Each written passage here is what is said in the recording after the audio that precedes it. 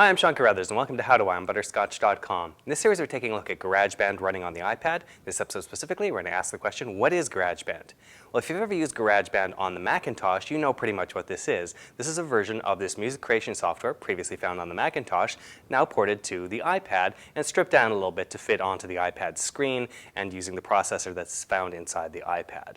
Now, GarageBand, like I said, is music creation software. It allows you to take loops, build them up into a bigger whole, create songs out of smaller bits. It allows you to record your own instruments, and it does allow you to play software instruments as well using keyboard, this time on the screen, or you can actually add one via USB to run with the iPad as well. Now, of course, even though this version of GarageBand is really stripped down from the version you'll find on your computer, it does actually have an extra capability that the other one doesn't have, and that's touch capability.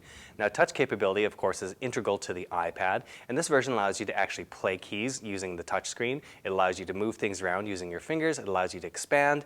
It allows you to pinch zoom to change the scaling of what you see on your screen, and other things like that that use touch functionality. To get started, you're going to have to download the program from the App Store. You can do that on the iPad or on your computer. You'll install it, and then it'll appear as an icon on your screen. And to open it up, you just tap it and it'll open up. When you launch the program for the first time, it'll take you into the instrument selection screen, so you'll choose one of the instruments that's available here. You can scroll side to side to get to different instruments and start with a different one. Start with the keyboard. Then it'll open up into a view where you can actually play the instrument on the screen. A lot of the controls you'll see from GarageBand on the Mac are gone here because it actually is very instrument-centric in this case. You can see play controls along the top, but the main focus here to start with is on the instruments. Now, once you've started and you've actually started recording something, you can flip into a mode that resembles the timeline that you would see on GarageBand back in the past, and we'll show you how to do that in an upcoming episode.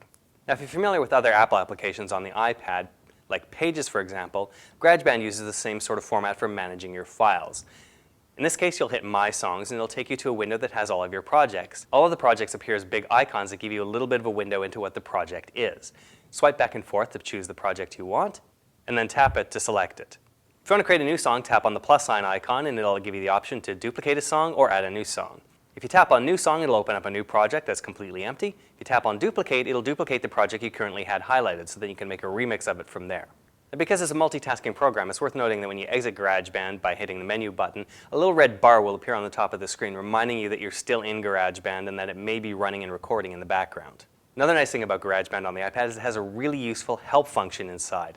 To get information on anything on your screen, you tap the little question mark up in the top corner, and then a bunch of flags will appear on the screen listing a bunch of things on the screen that you can interact with.